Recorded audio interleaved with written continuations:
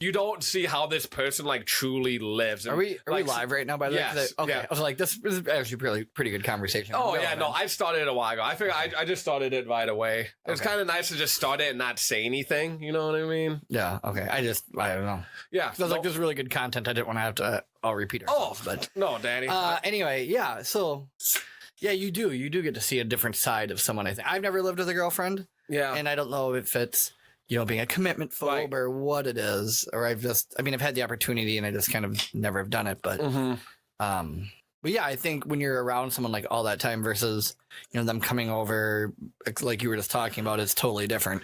I would assume it would be totally different. Yeah, and yeah, there's a lot of things I learned. I also learned one of the key things if you are living with like your significant other, living with them doesn't mean you're hanging out. Like one of my girlfriends, she used to get mad at me saying like, oh, we don't do anything. You know what I mean? I'm like, oh, what do you mean you live together? That was my line. I thought that was enough. Like, what are you talking about? We live together. Like, we see each other all the fucking time. Like, no, you got to go out. This one, like, you actually got to go out and have date night and shit. Like, do something fun. Like, hang out together. Yeah, well, if like, you're not just connecting each coming home from fucking work and then sitting on the couch together. That's not, like, yeah, you're together, but you're not really spending time together. Yeah. You know what I mean? And I think it's different, like... Yeah, and I didn't see that back then. Yeah. Like... It's different, like, yeah, you both come home from work together and you guys cook dinner together and you guys, eat dinner and watch a movie together versus, like, turning on, the news and just, like, watching that and going to bed. Yeah. Those are totally, I mean, that's one you would consider date night, be like, okay, we did this activity together versus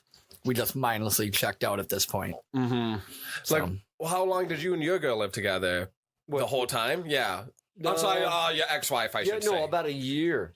So it took about a year, and then we moved from Colorado Springs to Boulder, and then we lived together. So it was only like a year. Okay.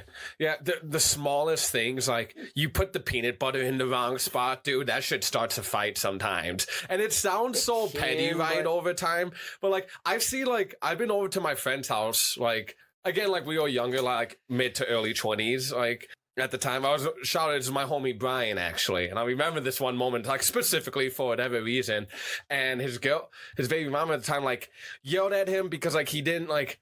There's something with the trash. Either he didn't put the bag on it or he didn't put like the trash can in the right spot. It sounds really small, but if you've lived together with a significant other and they tell you this one thing like 1,000 fucking times, and they've had, you know what I mean? They've had like one long day at work, dude. They gotta tell you again. Like, yeah, I can see how like these little things like can get blown out of proportion, like eventually, if they're not like taken care of. And like, I don't think it's even like putting the peanut butter in the right spot. It's more so if you're like you're not listening. yeah. I was going to say that's part of a relationship. Yeah. And I don't necessarily think, I think it's more than just the peanut butter. Like you were saying too. It's like you're not focusing on their needs. You're not focusing on what they're saying or taking what they're saying as important. Mm-hmm.